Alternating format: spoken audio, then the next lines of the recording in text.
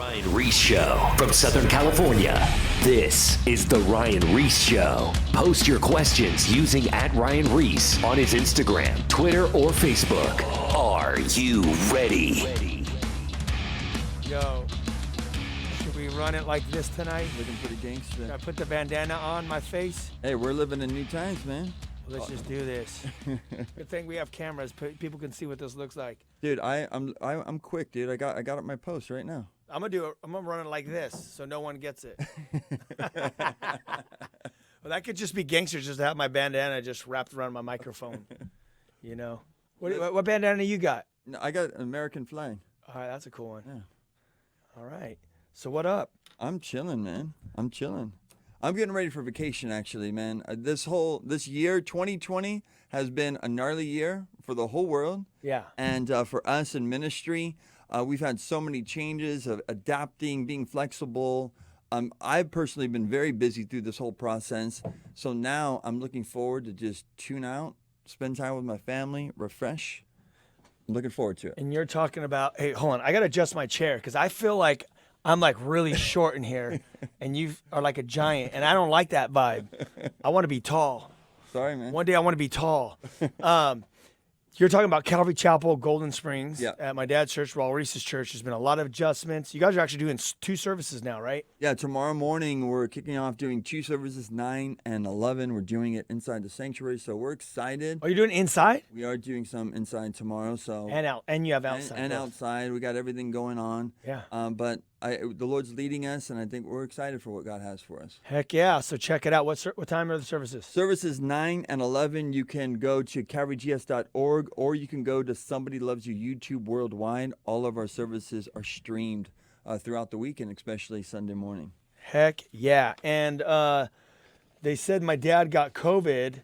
He did. Yeah. So funny story is I've been in Idaho on tour, and I called back and he said he got COVID, and I said, well, how you doing? And he starts laughing. Yes. And I'm like, I never take him seriously. and I'm like, he's like, I have COVID. I'm all, Dad, you're a liar. No, I have it, Ryan. I have it. And I'm like, okay. So how do you feel? And he's like, I'm good. I'm like, so wait, it didn't affect you? He's like, I just felt like I had like the flu. My stomach hurt a little bit, and I had a cough for a couple days. Uh-huh. But what happens is, and he was sleeping obviously with my mom in the bed, for 5 days, and finally he went to go get checked, and the doctor ended up saying he had it. My mom never got it, and thank God. And he was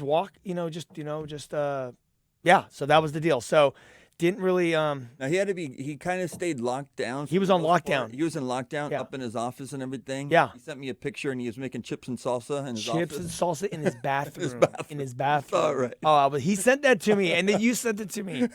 So yeah, no, he had to be quarantined. Yeah. Because that's what the health center tells. My mom's actually quarantined right now, as well, because they found out, or they told her to stay quarantined for an extra X amount of days. But yeah, he's totally good. He got cleared this last Monday. He's good to go. He's good to go now. He Yes. spoke on Wednesday. He's going to be back tomorrow morning, so he's good to go. There are a lot of people that were calling and your friends, people that known him for so many years. Yes. So Ries is doing great. Yes. We've been getting a lot of messages. Even Brian Perez hit us up too from the station here. But yeah, a lot of people have been reaching out, and he's doing good, and he's just a character, that guy. He is hilarious. When he says it, because if people don't know him, he's a jokester. So when he said it, I was like, no one believed it. No one believed it. It's like when I told him, "Hey, Dad, we're pregnant with twins." No, shut up, you're lying, Ryan. So like when he tells me things, I'm like, Dad, no, you don't have COVID, you're a liar. Yeah, I do. No. The last thing I'll say about that, when I found out that he had it, then he had to be quarantined. I was like, how are you going to stay in one place for 2 weeks or a week and a half or whatever? He did it. If you know my dad's personality, you'd be laughing. Anyone that knows him knows that he's just a madman in that way. Okay, so what else has been going on? So you got those things going on. I was in Idaho. But, hey, you know what? Before I start the show, I got a pretty interesting text last night from my friend Alan. He's the I don't know if he still is, but he was the youth pastor for Calvary Chapel, Old Bridge. and we're actually on their stations out there in New York City and New Jersey, and they're all up and down New York and the surrounding areas on several stations. But he texted me with this interesting information last night, and I was like, man, I want to hear more. Then I realized I'm doing a live radio show tomorrow. So that's tonight, and I said, let's just get him on the call and hear what he has to say, because I think the world needs to hear this. Yeah. It's very interesting. So I'm going to go ahead and call him in. So we got Alan from Calvary Chapel, Old Bridge in New Jersey. Alan, what is good? Hey, how's it going, guys? Hey, so check this out. So I just introduced you as a youth pastor from Calvary Chapel, Old Bridge. Are you what's your current position now? What's your title over there? Yeah, so I am definitely the youth pastor. I'm focusing on young adults ministry, but overseeing the high school and junior high ministries, as well as a couple other things going on at the church as well. Yeah, and your church got hit pretty hard with COVID at one point, because I remember texting you and you were telling me how your worship pastor got it and then just started spreading and everyone shut it down or something, right? Yeah, so we had probably about 3 or 4 church members that we personally know that actually passed away through the virus. Mm-hmm.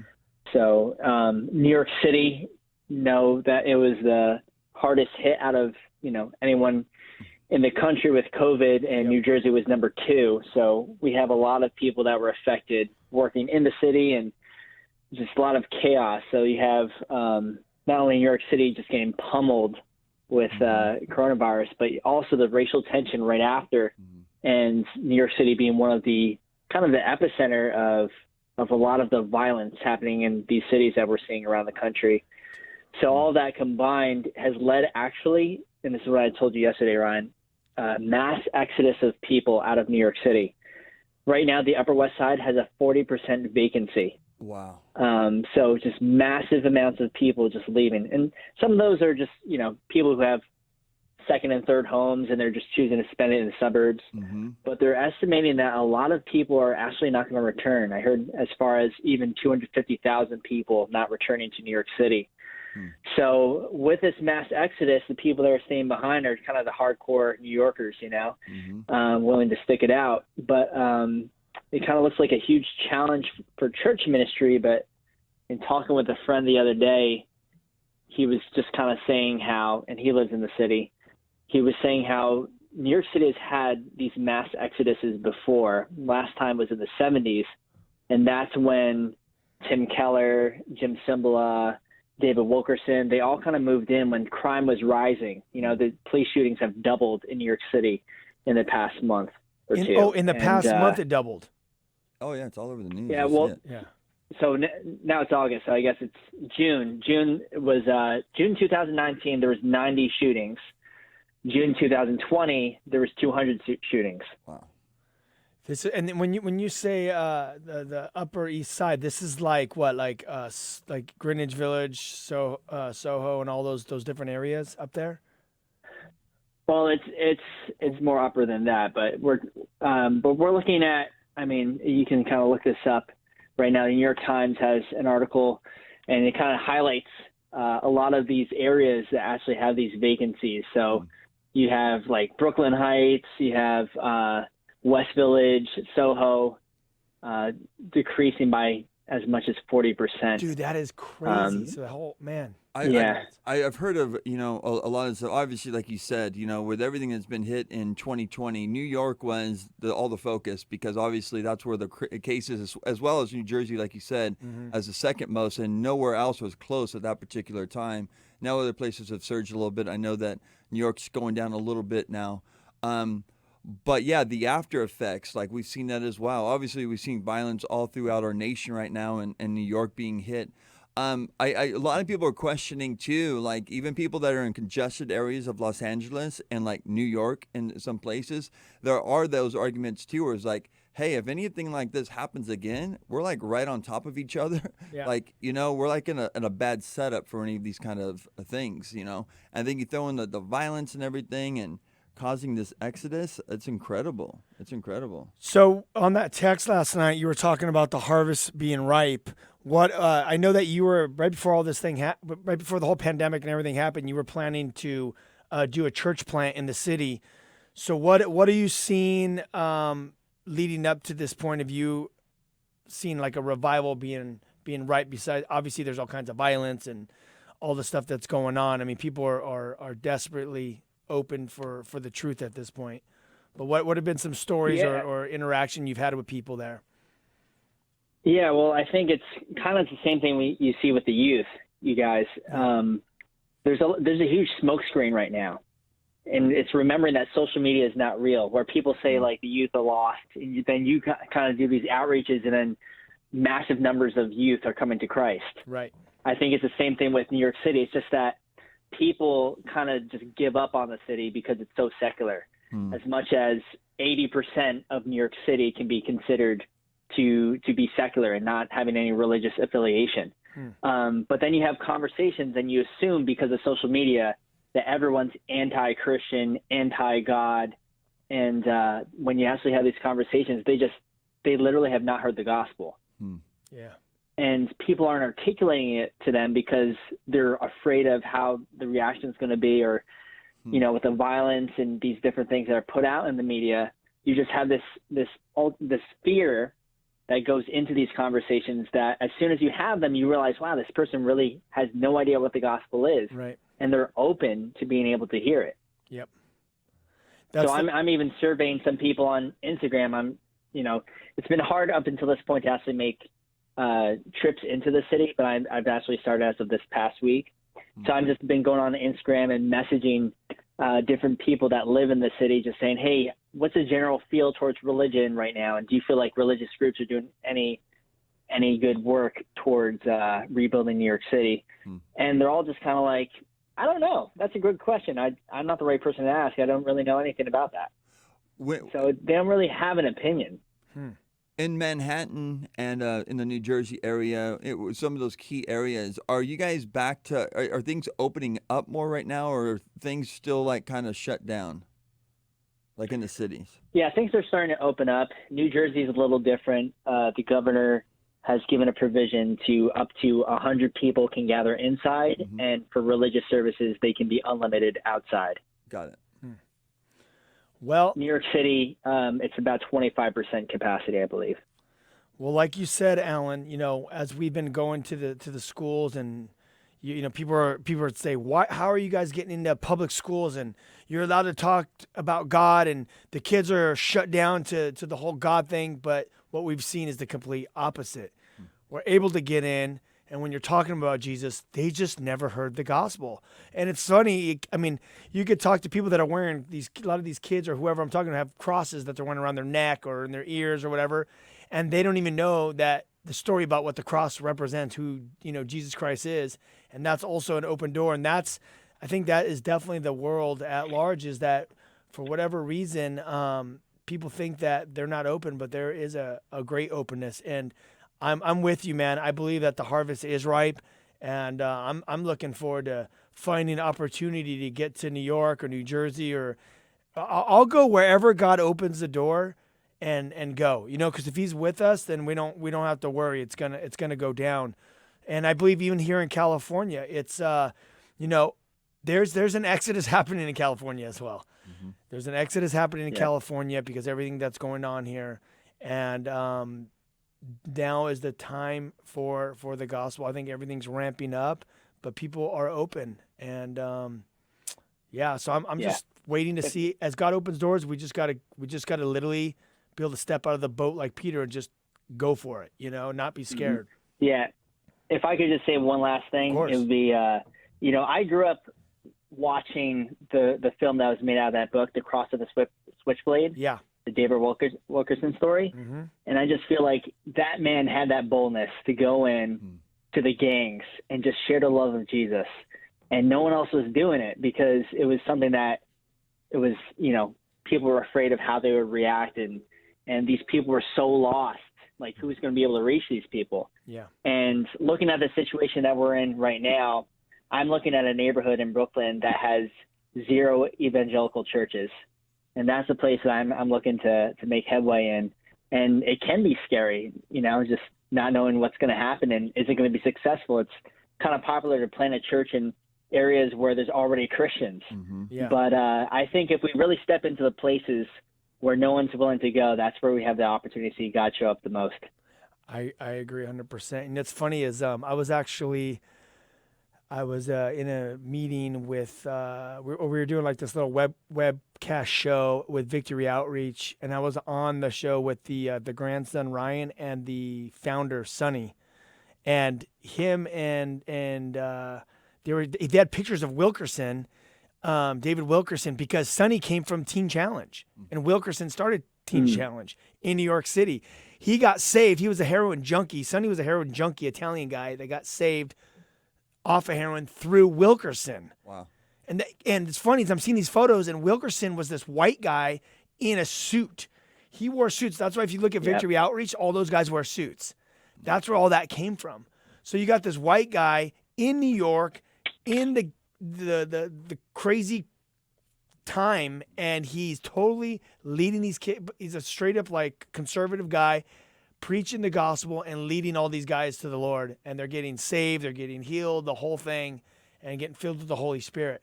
And that guy did not. It was almost like, Chuck was with the hippies. Yeah. Well, you got all these gangbangers and all these heroin junkies, and this guy's in so Chuck wasn't even in a suit and tie. He was like in turtlenecks and stuff. But this guy is in a conservative suit and tie going into these areas. I mean, the guy stood out like a sore thumb. You know what I mean? Well, I think that these opportunities, they can spawn a lot of great, big things of ministry, because what happens is there's brokenness. It's the reality of the frailty of life right before you. And for us as ministry, it changes us. It changes our focus too. You see the importance of big churches that are all full of entertainment and all that kind of stuff. Those things can't impact in these moments of their life. Being genuine. People want genuine faith. They want that you truly care for them, that you're not here with some alternative motives. And any ministry that's birthed in God's love is always going to be beneficial. And so that's cool, Alan, like even where God's like leading your heart in that Brooklyn area, especially where you don't see any movement, you don't see any work that's taken place as far as other churches or whatever. Amazing. I would strongly encourage you to continue pursuing that. Yeah, man, I'm excited to see what's going to happen there, and hopefully we can connect and come alongside and whatever you're doing out there as a support, man. I love being in those situations. I love, my favorite thing is to be in the darkest spots, in the most sketchy areas, because the power of God shines the brightest and God moves. Like the power of God, as you preach the gospel, you will see the power of God move in these places.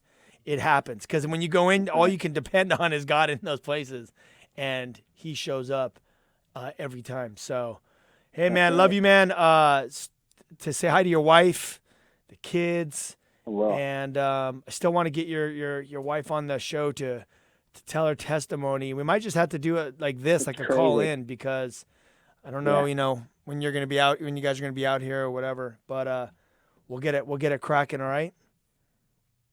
Sounds great. All right, man. Thanks, guys. Well, thanks for calling in, Alan. Take it easy, man. Peace. All right. Bye-bye. Bye. Legit. Good stuff. Alan's cool, man. We got to do a rad conference out there with Austin Carlisle, the lead singer from Of Mice and Men, myself. I think Ben Corson was even there too for that one. There were several people out there. That's legit. So yeah, man. So that's happening, and we're gonna see what's gonna crack off with Los Angeles and California in the coming months, and we're just gonna continue giving the gospel out. I mean, just preaching the gospel. I want to actually put the phone line in. We're live in studio tonight with Sean Mckeehan.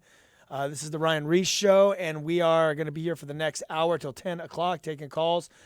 Number is 888-564-6173, 888-564-6173. That's the live calling. We want to hear you guys. Any questions, any comments? It's all good. Hit us up. I was talking about my New York, and my wife texts me, and she's like, don't act like you know about New York. Just because she worked in New York. You know how many times I've flown to New York, all right, Crystal? So just relax, all right? When you were a little baby, I was touring New York. So funny. Yeah, she lived up there in that Soho area doing some work. Okay, let's talk a little bit with the listeners right now as calls start coming in, Ryan, of like your trip to Idaho. You've been in Idaho for, 3 weeks or 4 weeks. And, I was following you through the social media, seeing all of the skate park events. They looked legit. Like, tell us about it. Yeah, man. So we've been sitting here for like 3 months or 4 months. Obviously, we tour schools and, everything just got shut down. I got to do a couple and I got to do the Calvary Chapel East Coast Conference, digital campaign. Oh, yeah. Or whatever, like the Philadelphia, conference. right? Yeah, we got to do that with Calvary Chapel Philly. And I got to work, we did like an online digital school tour. Killed the noise. I got to do some online stuff. But, I've just been sitting around, working on other projects, but just really wanted to get out and preach the gospel, you know what I mean? So, I'm just like was waiting for opportunity, and then I got a call from my cousin X to go up there and visit him up in Idaho. He lives up there in that area, so I went up there, and when I arrived, I realized that the whole place was open. It was open for business. Like business is open, schools are open. There's nothing shut down. So I'm like, all right, and they have amazing skate parks. I'm gonna be honest.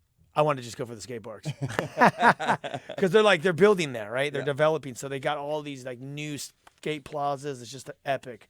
And then like they got the river. You just jump in the river, jump off bridges into the river. It's like California like 30 years ago. No one's suing anyone. There's like freedom, guns, guns and God. It's amazing. So you went out there for a little bit, and so you got a kind of a feel for it. So basically, I went up there. I got a feel for it, and I was like, man, this is kind of like Cali, like the weather right now in the summers, and the sun stays up to like 10:30. So I got the feel for it. I'm like, this is nice, and everything's shut down. And then we found out California was about to get shut down again, right? Which was happening right now. So I'm like, I want to preach the gospel, and I want to obey the law, obviously. But if we go to Idaho and everything's open, Wyoming's open, North Dakota, South Dakota, Montana, all these states are open up there. So I'm like, well, if they're open and legally I could go and preach the gospel in these churches and these areas, then I'm going to go. So I'm like, I got an idea. I'm like, I went up and looked up online all the skate parks. And I was like, okay, so there's 13 skate parks, but there's 7 really good skate parks. So I go, okay, I'm going to create artwork, like a flyer with all the skate parks, the time, the place, the date in a row with $100 best trick contest. So I had our designer design it. I got the money, $100 for the best trick, printed 10,000 flyers and a couple hundred posters, and I packed my family up, and we drove straight to Idaho, like 14 hours or 15 hours, right? We get there. I have all the materials, and I just landed there, and I just started every single day going to all 13 skate parks, and I just started throwing flyers up on the walls, the posters, and on the skate parks every single day, all the skate parks for 2 weeks straight. So basically, as I started going, as I'm skating the skate parks, I'm talking to the local skaters, I'm communicating. So then after about a week of me showing up, they all start recognizing me and, hey, what up? And I'm like, post the photos on your Instagram and your stories, get the word out. So then the last week of the trip, I basically tell the Whosoever team to come in. So we had like several people come in, Christina, Daniel, this pro snowboarder, Tom, Benny, our videographer, because I'm like, we're going to make another tour video. Yeah. So anyway, they all showed up the last week, and we basically started the skate contest. And downtown Boise was a little shut down, as in like, you have to wear masks. Restricted, yeah. Yeah, more not totally restricted, but they're a little bit more restricted in downtown Boise. But when I'm talking about Boise, Idaho, I'm talking about all the surrounding cities. Right. And that's where we did all the skate parks, all the surrounding cities. And we did some actually in downtown Boise as well. 2 skate parks in downtown Boise. But anyway, long story short, we just started showing up to the skate parks. And, dude, we were like, they were jumping. Like, literally, we were having like 100 to 200 kids, depending on the skate parks. And with parents and everyone, and it was open. It was totally open. And, dude, we did the best trick contest. And then after, I'd get everyone together. I'd have everyone just gather around me. And then I'd say, let me tell you guys why we do this.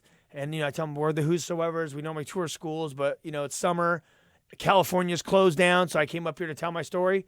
And I spoke.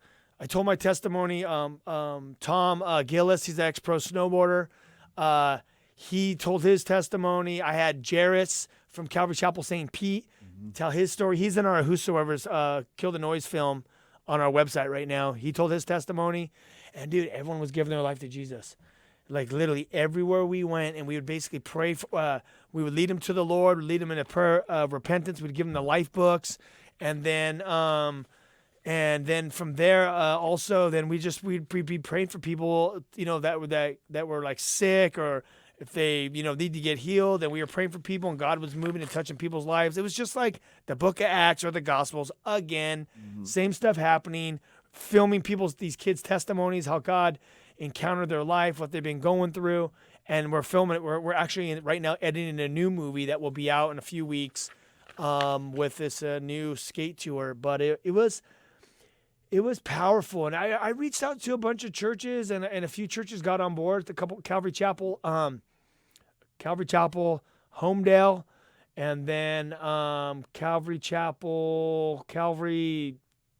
I don't know, some other church like in Boise came alongside, a couple of the youth pastors, but and Treasure Island, Calvary Chapel, Treasure Island. So it was really awesome. But I don't want to ruin the stories, because I'm gonna bring in everyone from the Whosoevers that went on that trip for another radio show, and I'm gonna have them tell their sides of the story, what happened as they were doing ministry. Well, from that, you're talking about wanting to go to more places, doing more Kill the Noise. You're popping off in all these different places that are open. There's opportunities out there. I mean, you kind of nailed them right now, talking about like Montana, South Dakota. So you're thinking about going to all those locations right now? Yes. We are going to be going to, you know where else I went? I forgot. We went to Salmon, Idaho, which was about 6.5 hours up north from Boise. I spoke there at this little town.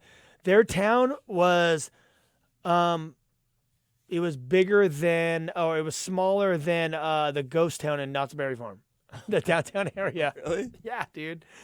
And it's this beautiful place, but just a small little town called Salmon, Idaho. And the pastor's 24 years old, young Calvary Chapel pastor. Wow. And the church is like booming.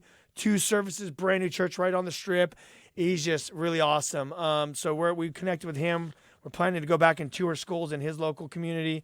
And then the next day, I drove to Hedgewaters, to Driggs as well. And I spoke at a Calvary Chapel there as well. So the word got out that I was in Boise, and everyone was calling up, hey, we'll fly you in. And I'm like, I'm not flying to no Indiana Jones plane that lands on water on your lake or your river. I'm like, I'm driving up. So I drove 1,000 miles in like 2 days, 2 Sunday morning services and a Sunday night. Wow. But it was really it was driving a lot. Yeah. So you go back and forth. I'm not getting on no Indiana Jones plane, all right? I've seen too many of those movies. And those planes always go down. Your family went both times, so you drove with your family. I didn't take them. Okay, so the one day in 24 hours when I drove to Salmon and the Driggs, I didn't take them on that leg, just because the kids will lose their minds in the back of the seats, Sure. But they were with me the rest of the trip. They were coming to the skate parks. Like, they're in the movie, or they're going to be in the film. They're like, legit. My wife, like when the team showed up, my wife like made pancakes and everyone for the whole team. And then the whole team, we had a trampoline in the backyard that we rented, the Airbnb. So everyone was doing flips. And it was just this new movie is going to be really cool. It has a whole different perspective and storytelling that I'm very excited about. We're going to be going to break in a minute. But I do want to plug the Whosoevers movie that we have out right now. It's free. It's at thewhosoevers.com. It's called the Kill the Noise Tour. It shows a tour where we did like 36 events in 12 days in Mexico. It's a radical revival video. If you want to see the Gospels or the Book of Acts come to life in 2020, go watch that film. It's up there right now for free, and then the new film will be coming. Also, we are, like you said, Sean, we are booking a tour right now starting in August, September, November. What are the months? August, September, October, November. We're working on booking schools on the Northwest Tour. Utah, Wyoming, North Dakota, South Dakota, Idaho, Montana. These are all the open states right now where we can do ministry, where the schools are open, and we're even thinking about possibly, just to keep it really safe, maybe just do after-school events like we used to, outside inter-school, like in their quad, so it's not indoors. So we're looking to keep it, obviously, COVID safe with everything, and, you have to do tests even before you enter the school. All right, well, I guess that's the break. And came in hot. So we'll talk to you guys actually in 2 minutes right after the break. Peace.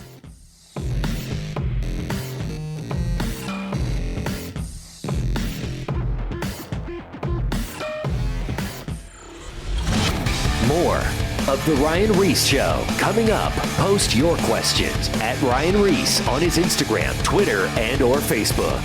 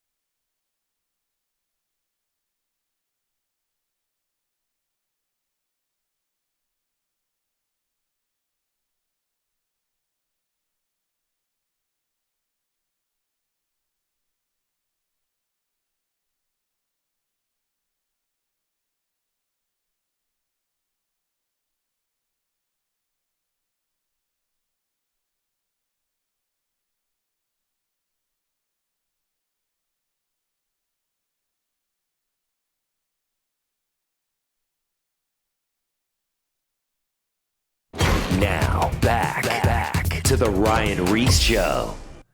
All right, we are back. I got Sean Mckeehan in studio. And, man, this show's been epic so far. Good stuff, good information from Alan over at Calvary Chapel, Jersey, at the beginning of the show, talking about what's happening over there. 40% exodus in New York. Yeah. Wow. It's going down. So, hey, Sean, I'm going to give out this number, and then let's grab some of these questions while these other questions come in from the people calling in. The number is 888-564-6173, 888-564-6173. Holler at us. We want to hear what you guys have to say, any comments, any questions. And let's go for this one. Here we go. What other states do the Whosoers plan on visiting next? Anywhere that's open. Pretty much anywhere that's open. I just talked about what we're planning to do at the beginning of the show. At the beginning of the end of the break there. We were talking about going to South Dakota, North Dakota, Wyoming, Idaho, and Montana right now to do the high school tours. If there's any other states that are open, we would love to come. We'll keep it COVID safe, but we can do after school assemblies or whatever. But the gospel must be preached because suicide and depression and anxiety are going through the roof, and drug abuse. No, it's huge right now. And Touch on that. Hearing about what's taking place in New York, and we're here in California. When you were gone, the big news that popped off these last 2 weeks are the California school districts, or LA Unified School District. I know Orange County, San Bernardino, Riverside, all these close ones around us. They're not going to be going back to school. They're going to go full online. I know Orange County is trying to make it work so they'll be able to have in-class classes. Why does that matter? Why do we bring that up? I don't want to get into all the politics behind all of it, but there is a trickle-down effect. We are already seeing people battling with depression, alcohol, drugs, even more. And for kids being home all the time, there's going to be a lot of challenges in a lot of people's lives. And I think we're going to get a big hit right now, Ryan, on these levels. I think ministry right now is just going to pop off in a lot of ways and a lot of opportunities. And bringing that up, Ryan, and then tying in what Alan was saying in the beginning, I think that question towards the end, where it says, if we are living in the last days, how come all Christians do not have that sense of urgency to do outreach and to witness the unsaved? Like, we're talking about that. I know your heart of evangelism and sharing the gospel, but why is there a little bit of a lax on some people, or why isn't there not that urgency? I don't know. I mean, there could be several things.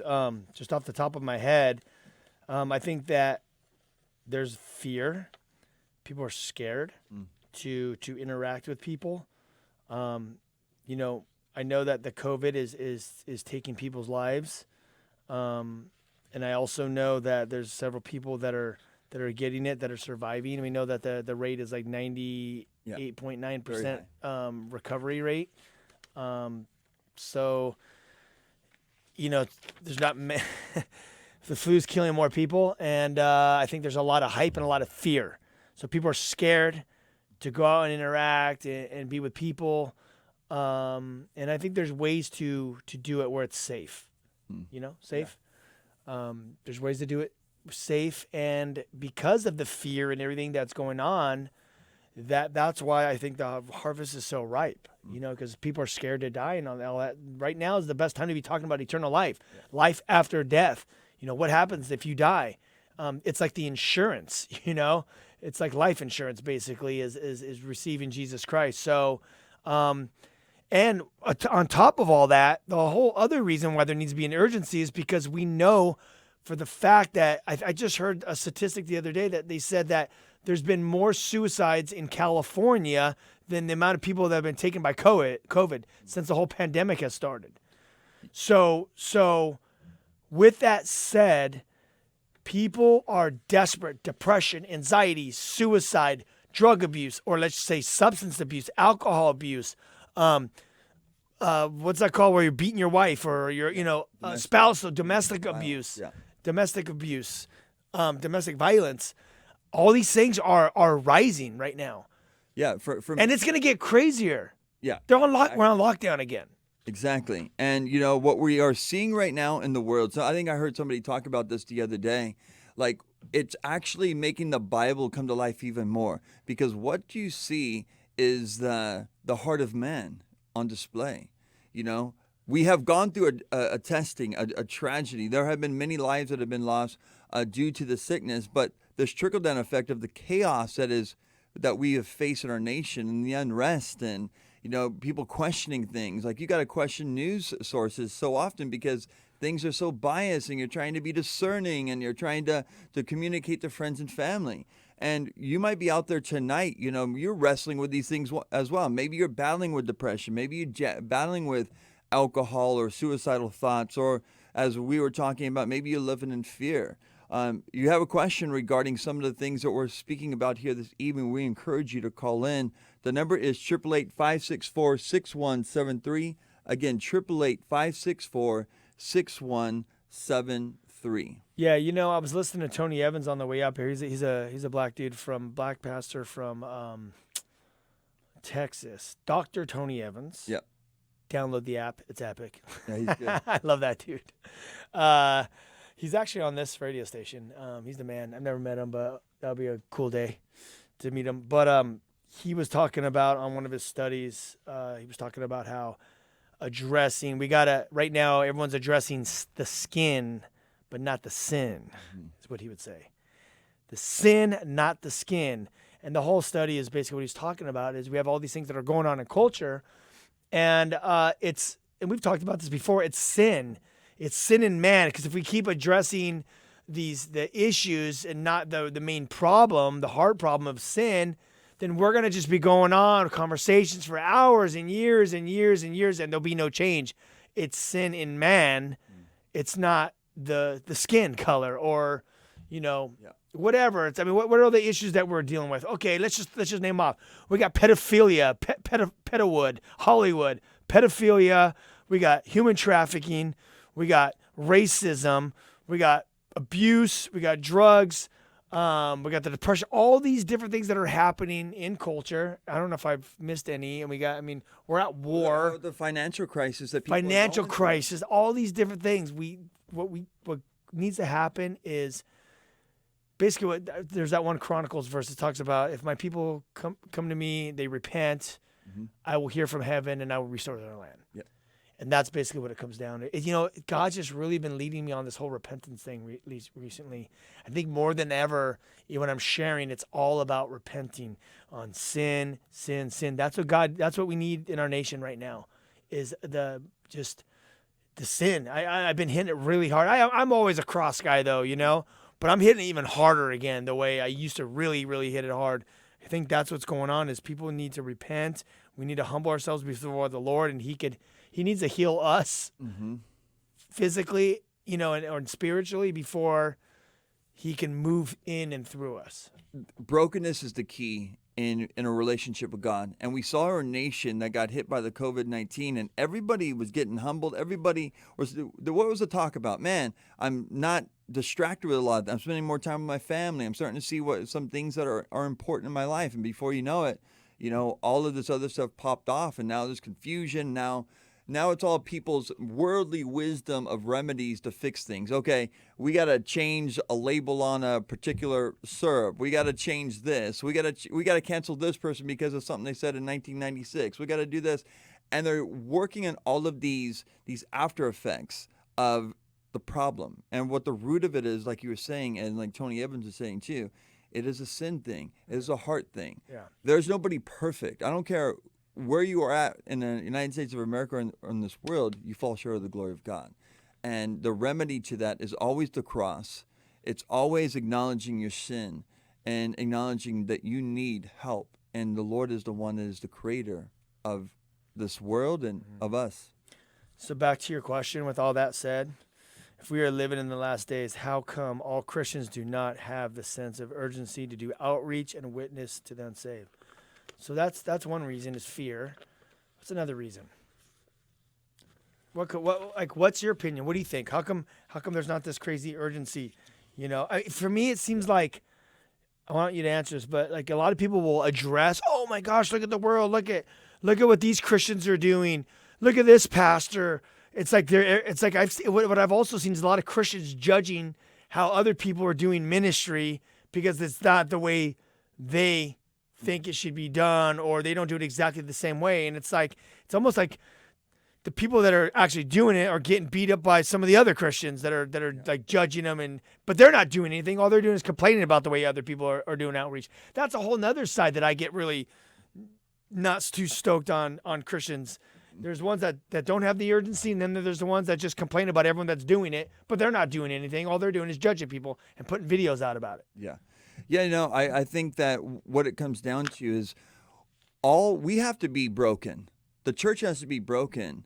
The church has to be broken to see the need that is going on in our world today. And it can't be the mindset of like, I just need everything to go back to normal how it once was, how I did my program. Somebody that's led by the Spirit of God is open to other opportunities that God might have for you. I had this conversation with your dad 2 weeks ago in his office where it's like, as we are putting stuff, trying to get things back to where they once were, I think we also have to come to a reality of like, things are going to be a little bit different, and that's okay.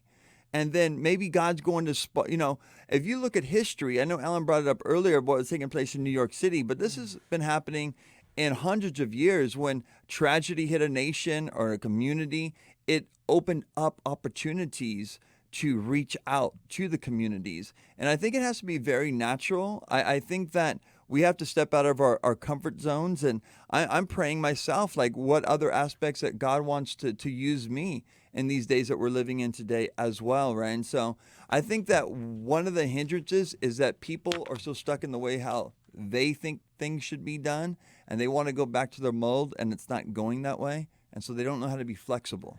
And what you said exactly, I'm going to piggyback off what you were talking about, because at the beginning of that sentence, you said, go back to normal. Let's talk about that because me and my wife are talking about going back to normal. What if it never goes back to normal? Like people are like waiting, like, there's people in bands that are like, well, we're just waiting for it to go back to normal. I've heard them say. Yeah. What if it never goes back to normal for years?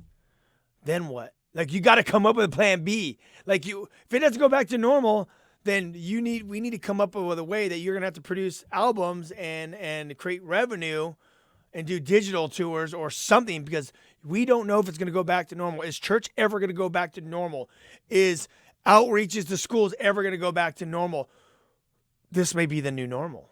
And I'm not trying to be a Debbie Downer or anything, and I hope, Yeah. I think it's going to change, but who stinking knows if this is the last days, and we know that all this stuff is happening. Maybe this is the way it's going to be until Jesus comes back. Now, going back to normal, we got to, like the other thing you said is like we got to adapt and overcome. We got to come up with new ideas and what's God going to do with you now, Sean, you know? So here's what happened about going back to normal. We were in Idaho and you know, we couldn't get into schools and this church called us, Calvary Chapel. Tyler, he's the youth pastor for Calvary Chapel, Homedale. He said, "Ryan, we want to do an outreach. We want to do an outreach with you guys."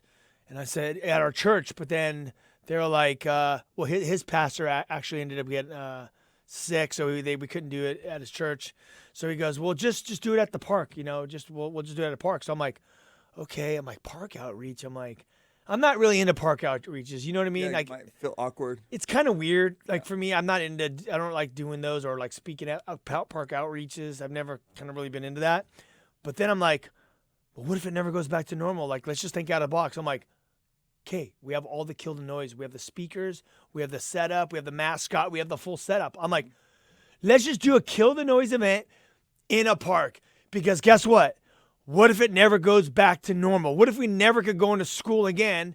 The Kill the Noise tour must continue. We got to continue to reach people. We got to continue to preach the gospel. We have we know if when we set up the Kill the Noise event, it turns into a party wherever we're at. Okay, we'll just start a party in this park, right? Instead of just going there and having a worship band and being dull and having a speaker, let's create a party and some excitement and see what happens in the community. Well, we thought out of the box. What if it never goes back to normal? So we did.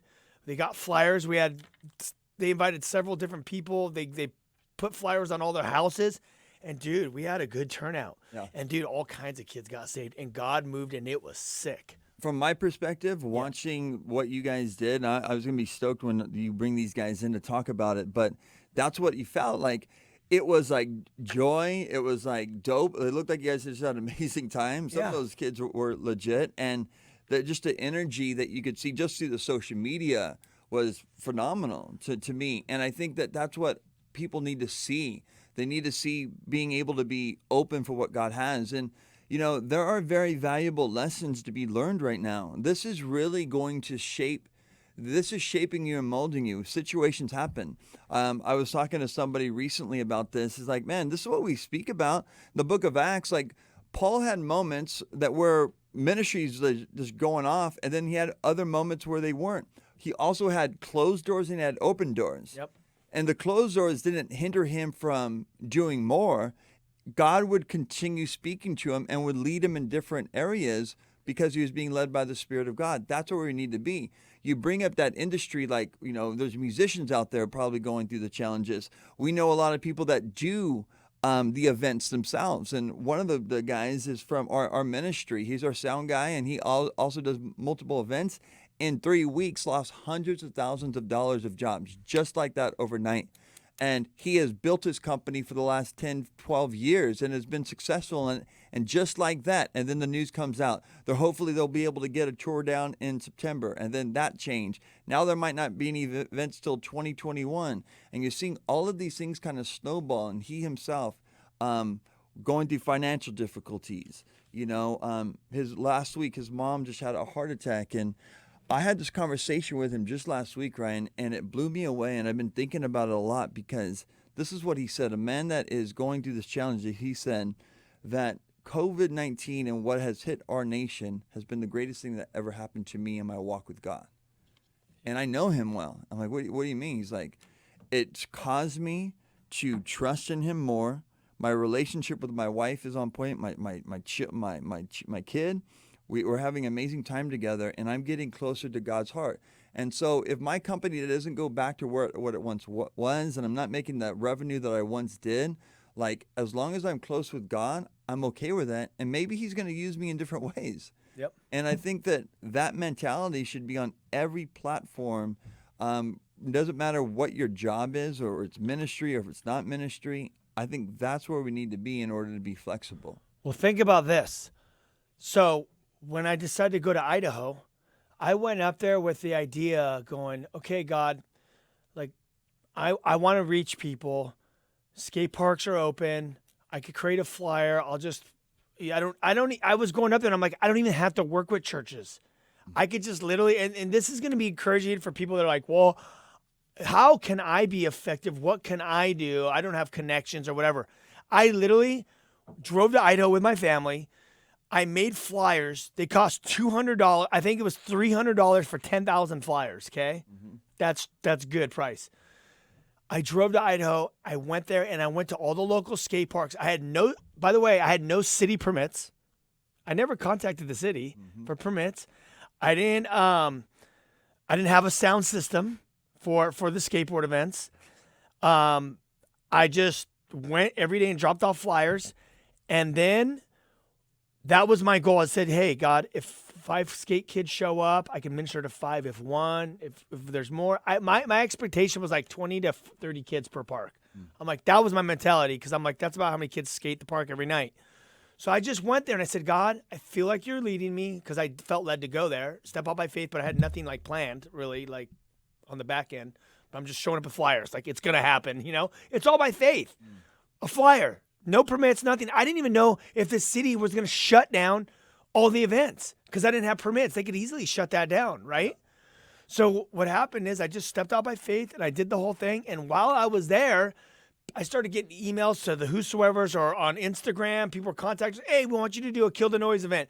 Hey, we want you to speak here. Doors started opening. I just stepped out by faith with it was almost like the boy when they go, hey, we need to feed all these people. What do you got? And he's like, I got 2 fish and 2 breads. Was it 2 fish and 2 breads? Yeah. 2. Yeah. Well, whatever. We'll break it down later. Yeah, exactly. Check it. Fact check it. Yeah. Basically, he had very little. Let's just sum it up like that. A little bit of fish, a little bit of bread. And he goes, look at Jesus. This is all I got. Like, use it. And God multiplied it. And that's exactly what I did. Is I just said, I got $200 worth of flyers, or $300 worth of flyers, 10,000 flyers, and there's skate parks, and I want to reach all the skate parks, and I just drove up there, and then what happened? God blessed it, and we were in front of like over probably 1,000 kids or something. I love that you brought that up too, because people have to see how tangible things are, how you're able to do these things. It's not about just having this hookup or whatever. It's being led by God's Spirit.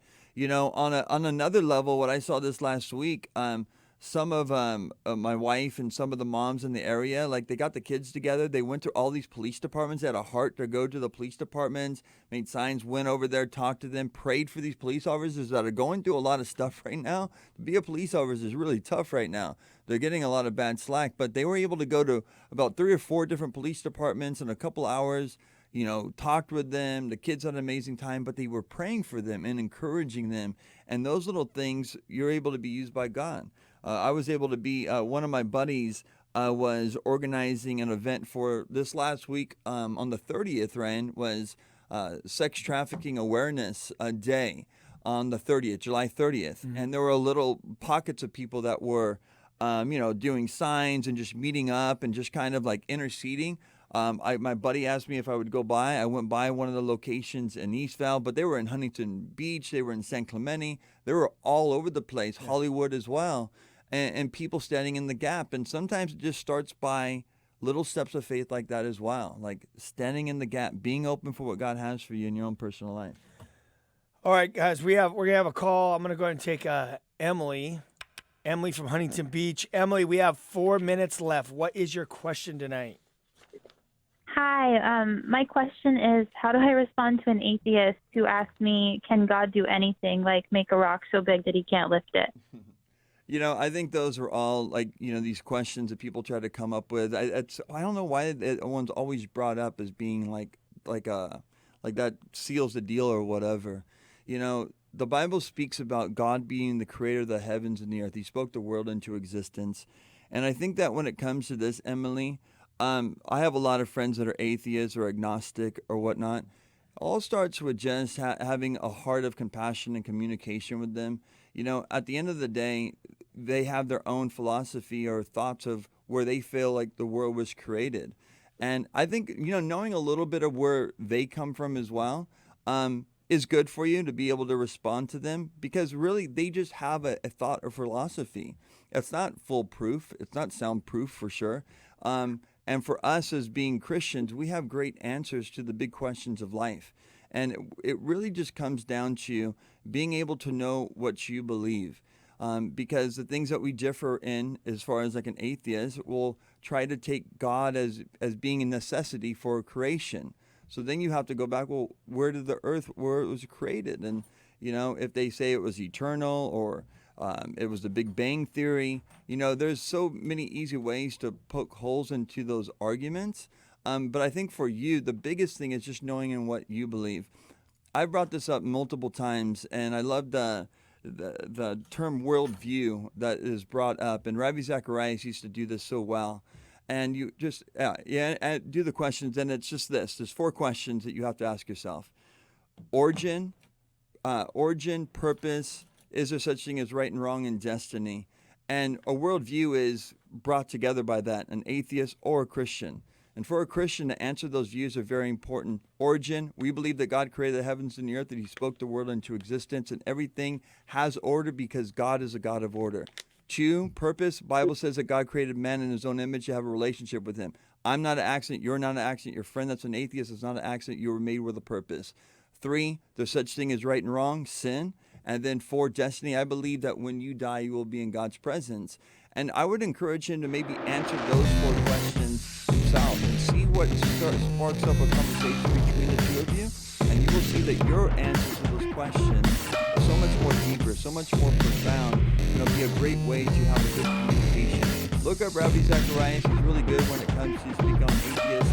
And we just have a little bit This more has time. been The Ryan Ries Show. To connect and find out more about definitely. Thank Ryan, you. click on ryan-reese.com. Check us out next Saturday for The Ryan Ries Show. So we have about 30 seconds left. I am going to plug the Whosoever's movement. We are touring to the open states. We are booking a Northwest tour right now for Utah, Wyoming, North Dakota, South Dakota, Idaho, Montana. Contact us at thewhosoevers.com. Check out our new film on the whosoevers.com website. It's a radical revival video of the Great Commission. We have products. You could donate if you're down for our cause and you want to help further our mission. That would also be awesome too. And we love you guys, and thanks for tuning in every week. Oh, we just got picked up on 3 new stations, and one of them's in LA. Legit. And I'm gonna have to get to the bottom of that station for next week. But yeah, it's on Effect Radio. So cool stuff. Keep the faith, guys. Take care. We love you guys. Peace.